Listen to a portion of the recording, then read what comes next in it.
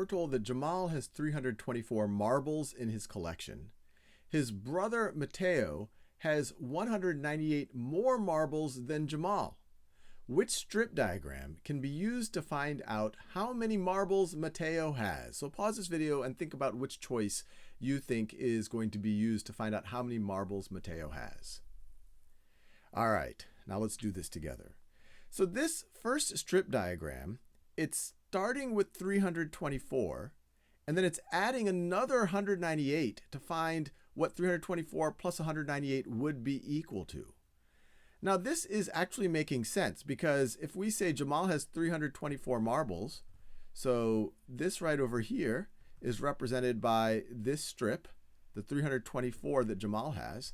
And then when we say the brother has, or Mateo has 198 more, so now we're increasing it by 198.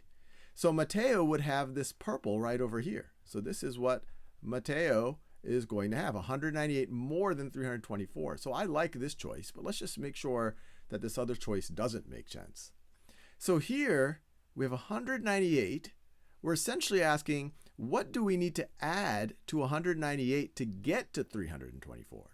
But we're not trying to get to 324. We're starting with 324, and then we're trying to get to a number that's 198 more to figure out how many Mateo has. So yes, I like choice A.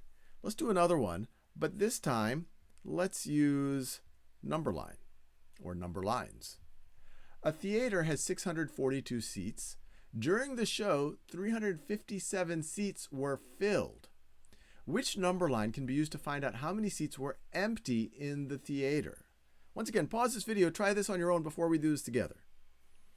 Okay, so this first one, choice A, it looks like in blue, we are starting with, it looks like this arrow goes from 0 to 642. I'm guessing this is 642 right over here. So that's the 642 seats. And then it looks like it's subtracting, I don't know, it looks like it's subtracting about 100, 200. It looks like it's subtracting something to get to 357. This looks like this right, let me do this in another color. So 357 is right around here. So it looks like they're subtracting some amount, I'll do that same brown color, some amount to get to 357. And that would be the number of empty seats. However much you have to take from 642 to get to 357, this right over here is the number of empty seats.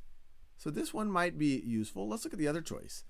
This one starts at the 642, it looks like, and then it looks like it's adding 357 to that. Well, that's not what we're talking about. We're talking, it's not that these 357 were filled on top of the 642, it's that 357 of the 642 are filled, and then there's some amount that is empty over here.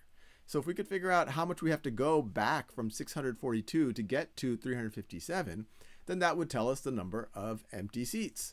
And so I like choice A.